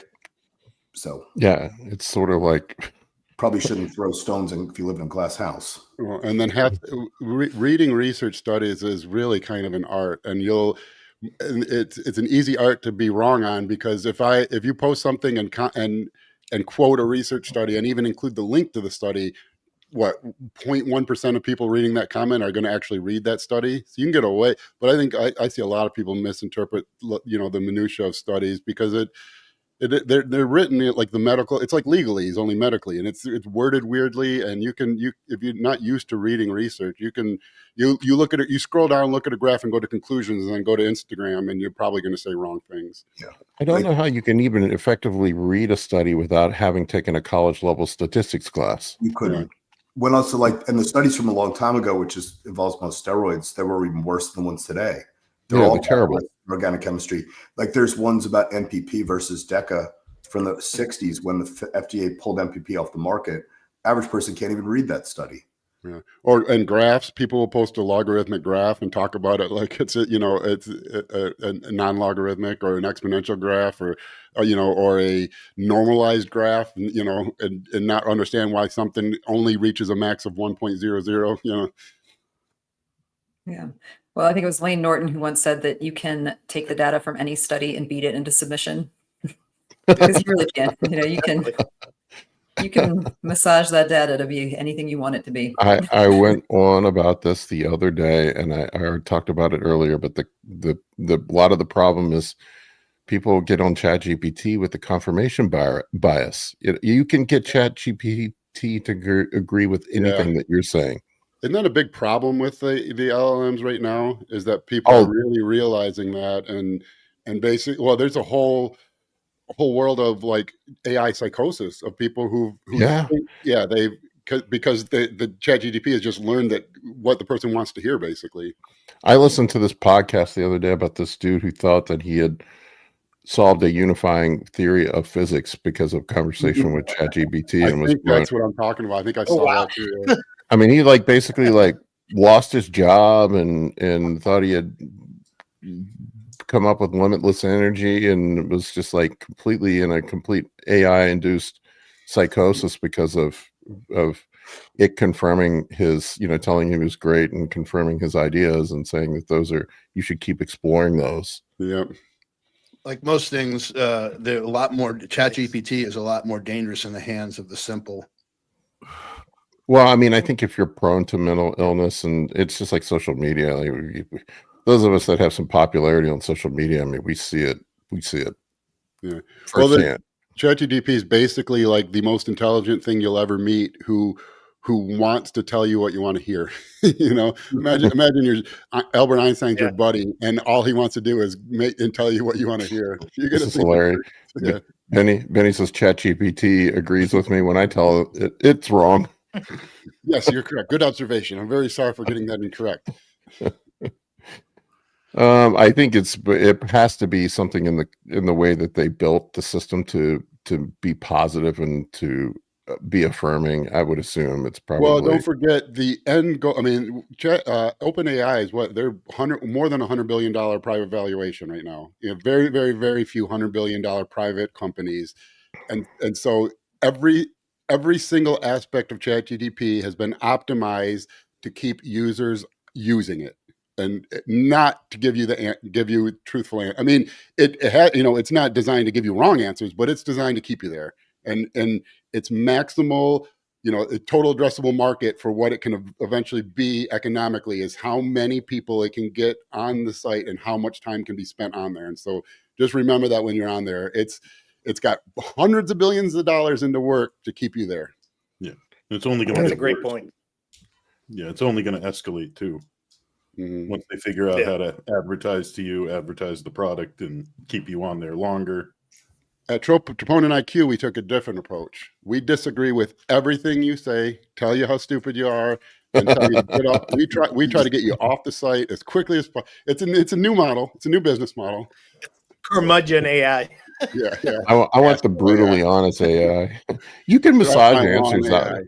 You can massage answers out of it. It's all how you interact with it, but it seems to be like the default stance is to be affirming and positive. And it wasn't just this guy that Kurt and I were dealing with the other day. I've had multiple people reach out to me that were convinced that they were right about something because of conversations with ChatGPT. I mean, they send me the screen, they send me the cut and paste, including the emojis.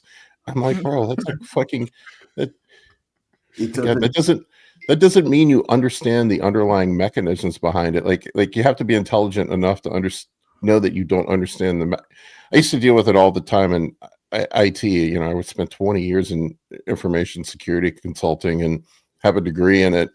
And I would get people that would do a Google search and think they know more than me. It's just fucking bizarre how people can do a Google search and think they know more than a PhD or somebody with decades of experience at something. It's like jiu-jitsu takes 5,000 hours to get a black belt, but you can get your black belt in Google Fu in under an hour. Yeah. I've mentioned this before, but like in medicine, it's becoming, and I'm sure Josh is running into this too. I mean, it is mind boggling to me. Someone will say like, well, ChatGPT said this doesn't look good. I'm like, well, it looks totally normal. Yeah. And that is a bone sticking out of your arm. I don't care what ChatGPT says. It's wrong. Yeah. I'm getting the same thing on coaching end. I'll have, say I make an adjustment, but the client wants maybe possibly something different. They'll figure it out on ChatGPT, send it to me and think that's going to convince me to make a change. And then it's usually wrong. Like I've had them say, aren't I supposed to take X amount in milligram or whatever? And we're actually talking micrograms. And then it's just like the ChatGPT messed that up. You have to say, hey, you just made my dose times 1,000. You made a mistake. And then ChatGPT will agree. So yeah, I did. Have you ever had it hallucinate before? Like I asked it.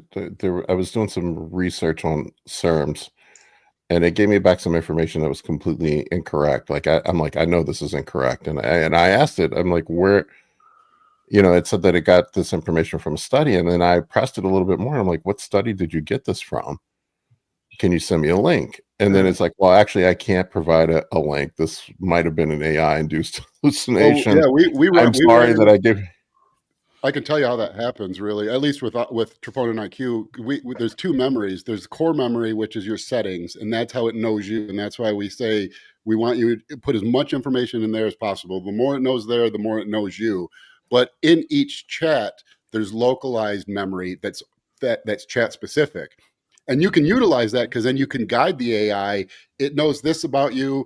It has this new information. So you can build theoretical versions of yourself and say, but what happens is it's got this core memory, and then it's got its core original LLM memory from all its original training.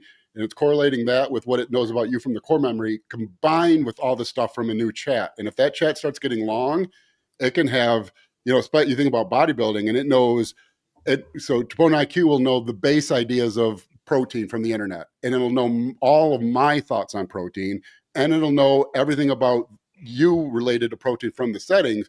Well, if you spent the last 90 minutes talking about protein metabolism and different diets and carb cycle and carnivore, and all those things now are all one big memory block of you, and it can that's where it basically turns into a schizophrenic.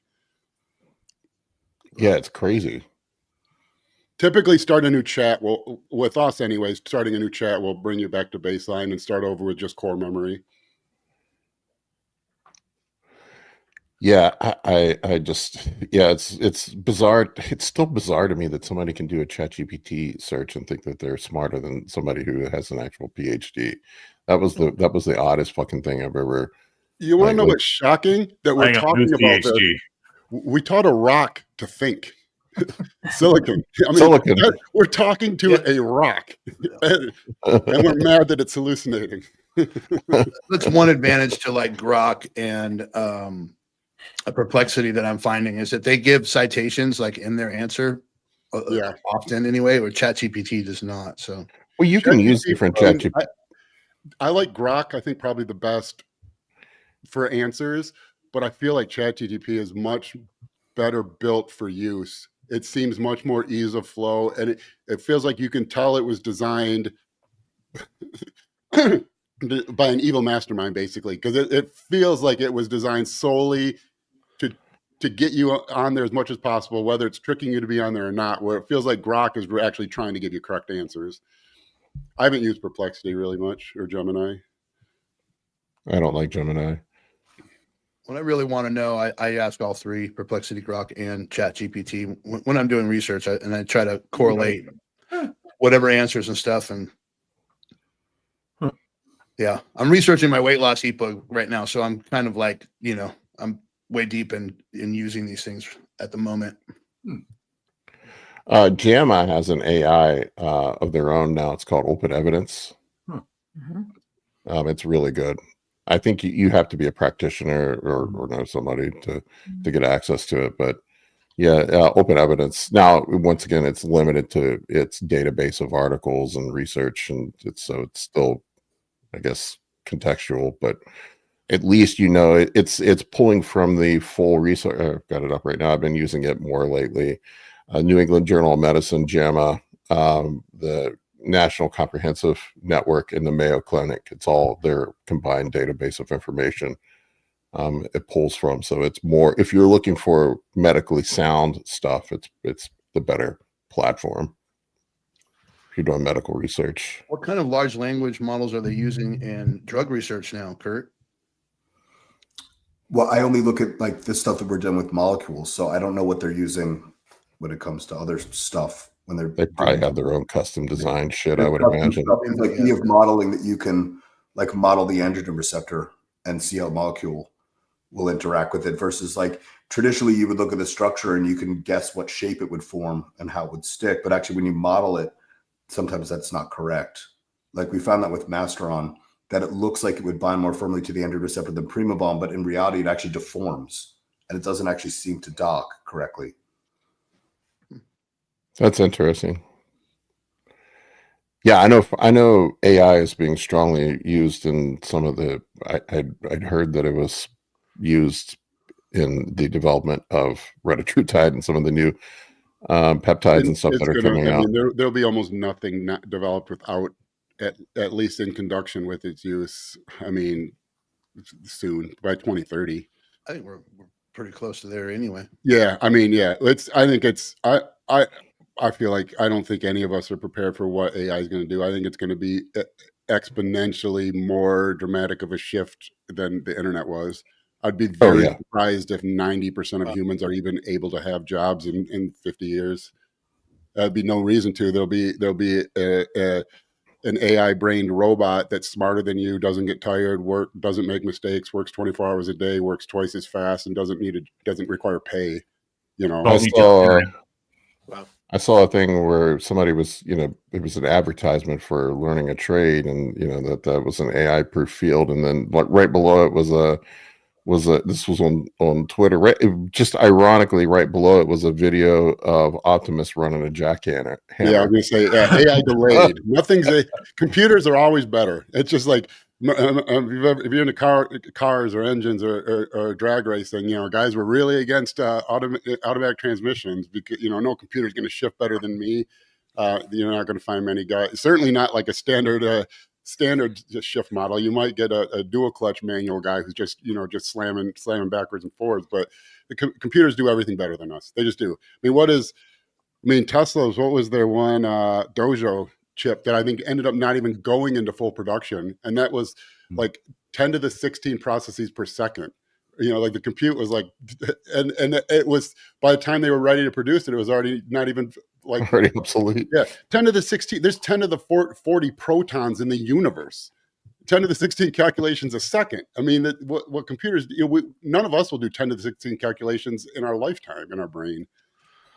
Well, the way I understand it, the limitation is not in the computing power of the chipsets anymore. It's in the ability to power them. Energy, always, yeah. Energy is going to be the limiting thing. Did anyone watch Age of Disclosure? Really, it's like $20, but it's a really good documentary. But that'll be if whatever the movie basically has people in the government, including Marco Rubio, saying that UAPs are real. We don't know what they are. We don't know. We don't think they're we don't think they're human. We don't think they're from Earth. We have no idea though. But we know that basically the way we believe they move requires a power level and energy level so much more dramatic than what we currently are able to do, that the second that technology is discovered, it's like just a pivot point for humanity, because that's what limits us for everything is energy. That's the reason you can't. How fast you travel is always dictated by energy. The reason anything with matter cannot travel mass cannot travel the speed of light is because it takes an infinite amount of energy because of that mass. The limitation to basically everything you would ever want to do at the end of the day is energy, and energy is the one true conserved thing in the universe. There's some amount of energy in the universe. It's conserved. And so anytime a process happens, there's some energy at the start, some energy at the end, and they're the same. If they're different, that energy is lost, and now it has to be accounted for somewhere else. And that's why calories in versus calories out is true. But that's our limiting factor. And so, yeah, if we develop some like cold fusion or some massive energy production thing at the same time that AI and robotics becomes emergent, I mean, it's going to be like, it'd be like up until that moment we've just blinked and then we open our eyes. Everything's going to be different. It's silly to even talk about trade jobs because who knows what a job even is going to be after that. Wow. Well, what did I say? We've accumulated more information in the last decade than we have the entire history of humanity. Yeah. Well, the average employee is 70% more productive due mostly to computers than they were 50 years ago. Yeah. 70%, that's dramatic. I mean, that's a big increase.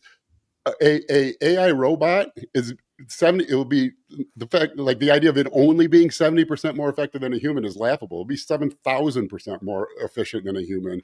So yeah, it's going to be an interesting couple decades. I saw a thing on the news this morning about how economists are confused because job growth is down, but GDP and productivity are up. And I'm like, I can tell you what the fuck's going on. Yeah. Imagine an incredibly productive workforce creating iPhones and new technology and all these things just pumping them out so fast, and they don't even take a salary, so they're produced so cheaply. No, all these amazing technologies are practically free. You're buying an iPhone for $2. There's most likely there's going to be so much abundance. There's going to be so much abundance, and then either we will like end our species for like because we're idiots, or there'll be a case where there'll be a few hyper wealthy people, like the kind of wealth where they're like, if we have the energy levels we're talking about, they're traveling interstellar just for fun, for vacations. But most of us are going to be wealthy without jobs. There's going to be so much wealth produced by these robots that don't require pay. There's going to be so much excess capital and production that there'll be some type of universal income, but we'll all be miserable. We won't have to work. We'll be able to buy most things we want, and we'll still bitch that Elon Musk has even more money than us. Uncle Elon's been running around telling everybody that's going to be the future now, is that we're all just going to be universally wealthy, is what he says. Absolutely. Yeah. I mean, depending on what you consider wealth, but we're all universally wealthy to a 14th century peasant right now. So you look at it that way. But I mean, just you picture you got some kid making an iPhone by hand right now. You're gonna have a robot making 10 iPhones in the time it takes that kid to make one iPhone at the start, and in 10 years, going to be making 100 iPhones in the time it takes that kid to make one iPhone. And that robot doesn't need to sleep, doesn't get tired, doesn't pee, doesn't eat, doesn't require a salary. Well, you barely have to feed a Chinese. Yeah, good point. I don't think you have to pay him either. That's a place for nets, right? This is why I'm just focused on being a gym bro. Fuck everything else. I'm living my life. You'll have to talk this stuff with my wife, Jackie, Justin. She is obsessed with it. Yeah, I'm trying not to be, because it's, like the inevitable is inevitable. I just want to try to be prepared to ride the wave of it, but it's an interesting time for sure. Well, you sold me no work and I'm rich. Sounds great. Yeah, I think, but we'll be miserable. I mean, we will. That sounds great to me. That sounds terrible. Humans aren't built for. If you think like what evolutionarily, what we're still wired for is we wake up and are hungry. We find food. Chasing the carrot. We want the hunt. I found eggs. This is the best day ever. Oh no, the rain's coming in. I'm cold. You find shelter. Oh, it's the best day of my life. I got a nice warm place to sleep. That's how we're wired. That immediate dopamine. I didn't die. This is the best day ever. I got a full stomach. This is the best day ever. We have none of that now, and look how miserable we are. Yeah, we need only adversity. Most of us have is our family and our career. Yeah. So you take all that away, there's no reason to be alive. You wake up every morning, your food's there, you're warm, you have shelter, you don't have to pay for it. It just a check comes in the mail. Not even a check, it's just digitally implanted in your armband or something. And then you don't have to go to work all day. You sit. It's like I always think with celebrities, like a celebrity will post about, and there's something sad or whatever, and people, all the comments would be like, "Oh, I'm so sorry you woke up in your $20 million house all alone." And it's like, yeah, they did. Imagine every single day you wake up, you're not on a movie set, you're not filming, you don't have nothing. Sounds great. And for a couple of days or weeks, it probably is, but you wake up every single day in a big ass home. No one else is there. What do? Turn on the TV, order DoorDash. You got nothing to do that day. No job to go to. You have no purpose. Yeah, you're isolated. Your friend, who knows where your friends are? They're probably an hour and a half drive somewhere in California. So you wake up, you turn on the TV, and people our brains aren't wired for that. So we're all gonna wake up depressed, look at our e-signature that tells us how many digital points we have, and maybe go on Amazon and buy a new phone or something. But we'll be miserable. Yeah, think about our cohort, though. I mean, we're actually going to be able to do nothing but eat, fucking train, and get paid. Yeah, some of us will be happy. I just want to digitally implant my trend. That's it.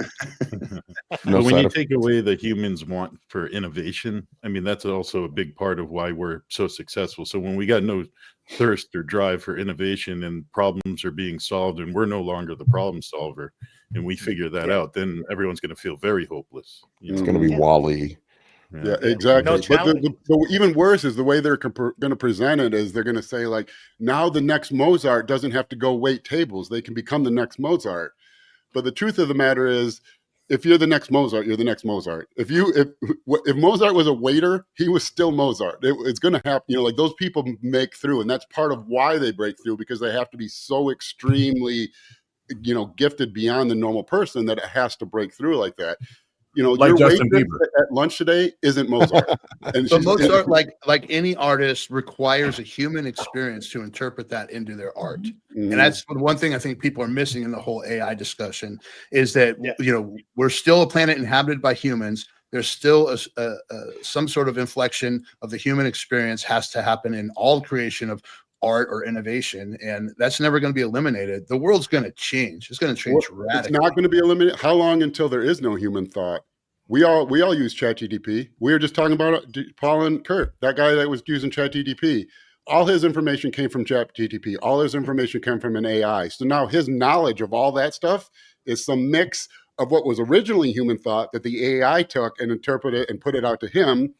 Well, then, you know, how many generations of that before there's almost no One. original human thought anymore. Just one. That guy's no Generation after Mozart or generation of Elon AI Musk thought to either, right? AI thought. Just one. Sorry, Mike. No, so that guy's no Mozart or Elon Musk for that matter. You know, he's not a genius. He doesn't need that human interpretation that we were just talking about. Yeah, and right now their thoughts are ChatGPT, which is still human thought originally, but it doesn't take it's not very hard to think, you know, like, so they're learning human thought taught by AI. So they were taught by AI. The next level is getting AI information from an AI that was from human. The next one is AI human. We're not very far before like the original human thought is a long forgotten past thing. Mm-hmm. Well, you've seen Idiocracy. Gattaca. Otto's got what plants need. Yeah. Electrolytes. Major disclosure though, I'd recommend it. It was interesting. It wasn't like it was UFO type stuff, all videos you've probably seen on the internet, but it was interesting seeing, you know, like just people in the government discuss it and basically say like, yeah, we have no idea what's going on. Something's weird. All right, folks, I need to wrap this up. Before you go, we have one, and there's still, you guys ask these questions again, and like the sooner we start, when you ask them at the beginning, they'll be higher up. But this one from Cody, he's getting over heartbreak, and Cody, I'm going to give you the piece of advice that gets over any heartbreak is the best way to get over a man is to get under anyone. A woman. Agreed. You're not going to have motivation, but I can tell time passes no matter what. And in 2 years, it's going to be 2 years, and you can be fat and miserable and still, you know, upset and heartbroken about this. Or your feelings aren't going to change, but they're going to be much easier to manage when you're not able to sit and dwell on them. Get to the gym. You know, you're not going to get motivated or focused. You just have to get disciplined and find a way through it. But time's going to pass either way, and in 2 years, you're gonna wish you handled the heartbreak the way you want to handle it right now and not the other way around. And as much as it sucks, and this might be like a sexist thing to say, but no one cares that you're upset. It's they don't. Your friends might, but the people around you, No, they don't care either. No. They don't. No, they don't. And so, Okay. yeah, that's the cold, hard truth. And so now you can accept that and start making your life better. And in 2 years, be proud of what you disciplined yourself through, or you can let it eat at you. And either way, in 2 years, you're going to be 2 years older. Work on yourself. Read meditations. Go to the gym every day. Your next ex-girlfriend's already there training. So yeah, Right. Be the man she doesn't want with more muscles. Just get self-absorbed for a little bit. Do like improve yourself. Like Mike said, read things. Go to the gym. Just pick some weird ass goal to focus on. Something to put your mind and to focus on something. Yeah. And my weird ass goal was set a goal, dive into self-improvement, and follow that goal, and that will keep you focused and understand also like it's part of a process. You know, there's going to be the denial, the negotiation, the acceptance, and then eventually, you internalize it. Your soul scars, I guess, for lack of a better term, and you move on. You know, it's part of the process. And don't break down in front of whoever your heart breaks with. There's no case where you're ever going to look back on that and be happy you did it. No case. Nope. Yeah. No, and don't try and find figure it out. Like, let go of trying to figure it out and just move on. Like, that's as harsh as that sounds. Like, you're never gonna find the why or the reason that makes sense in the moment. You might find it in 2 years, but you're not gonna find it now. So don't even bother looking for it. Just put it in its little box and just move on. And someday you might open that box again, but you should not be digging in it right now. Yeah, go find a way to stay busy. Make some money in the words of the rapper Nas. You lose money chasing women, you never lose women chasing money. So go get success. That is some great Because wisdom. we're making rap Drop the references. mic, Biggie Dave. Smalls. Let bitches get money. Yeah. Yeah, that's right. I can tell you True. from firsthand experience. I went through a miserable divorce, and I just threw myself into the gym, took all my anger out there, and my goal was to do a bodybuilding show and show the world what was up. That's what I did. Yeah, but you produced the result from a bad moment in your Yep. life, you know. So without Yeah. that, where would you be? You know, Yeah, strong. Yeah, I You threw gotta have myself strong into emotions. mental Strong emotions are strong emotions. Good, bad, ugly. Strong emotions are strong emotions, and they can produce strong output. So try to channel that the right way. Don't let it channel. Don't channel it into something that let a dark place. yeah, self-sabotage or Cody, something. DM me Yeah. and I'll send you a reading list. There Be you go. constructive, not destructive. Be constructive, not destructive. I So threw you- myself What's into your work in Instagram micro bodybuilding. project? Hire a coach and up your training. Anything. There you go. The answer is more training volume. Yes. You stay in the gym long enough, you'll forget about it, Yeah, Yeah. I knew Put the Josh trend would up the say trend. that. and you'll find a new girl, a better one. It's hard to think about your girl when you're failing on a squat. The All right right, ones folks, out I need to there. wrap this up. I gotta get to my day. I appreciate each and every one of you. Thank you for listening to us today. We covered every topic you could possibly imagine. We'll see you on the next